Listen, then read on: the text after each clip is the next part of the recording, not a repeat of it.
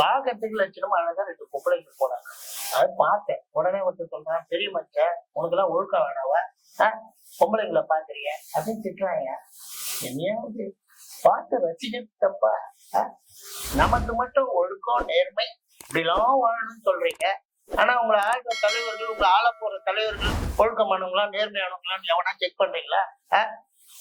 இப்போ புதுசா ஒருத்தர் வாரு, அவரு உள்ள ஒரு பக்கம், பொண்ணு ஒரு பக்கம், பொண்டாட்டி ஒரு பக்கம், பெத்த அப்பா அம்மாங்க வேற வேற பக்கம் அங்கங்க இருக்கிறாங்க. ஆனா அவரு பாருங்க நல்லா ஜாலியா சந்தோஷமா மகளிர் தினம் அன்னைக்கு அப்படியே கூட்டுக்கிட்டு திரியிறாரு. அவர்லாம் பண்ண தப்பு கிடையாது, நான் பண்ண தப்பா? அதுதான். ஏன்னா இது ஒரு அளவீடா வச்சிருக்கிறாங்க. நம்மள ஆள வந்தவங்க ஒழுக்கமானவங்களாவும் நேர்மையானவங்களா இருக்கக்கூடாது, எப்படி ஒன்னா கும்மால் அடிக்கணும் அப்படின்னு சொல்றாரு. ஒருத்தர் அவர் கூட இருக்கிறாரு. அவரு மதுவாலதான் அந்த தமிழ்நாடே நாசமா போச்சுட்டாரு. அவர் பேக்கை செக் பண்ணா ஃபுல் பாட்டில் இருந்துட்டு ஏர்போர்ட்ல. என்னது இது? உபதேசம் ஊருக்கு தானே. ஆனா மேடை ஏறிட்டா மைக்கு கடிச்சா பேசுறது இருக்கே, ஐயோ அப்படியே தர்மசீல மாதிரி பேசுறது.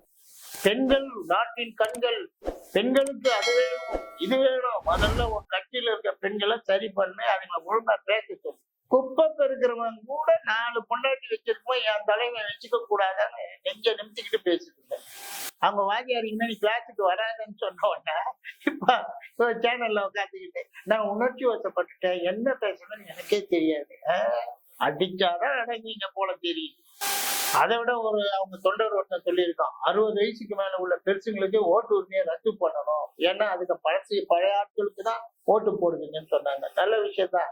வயசான காலத்துல எங்களை அலைய விடாம நிம்மதியா வீட்டுல இருந்து வச்சுங்க. அதே மாதிரி 18 வயசுக்கு மேல உள்ளவங்களுக்கு ஓட்டு போடணும்னு ஒரு உரிமையை கொண்டு வர, அதாவது 25 வயசு உள்ளவனுக்கு தான் ஓட்டு உரிமை கொடுக்கணும். ஏன்னா அப்பதான் அவன் மெச்சூரிட்டி ஆவான்.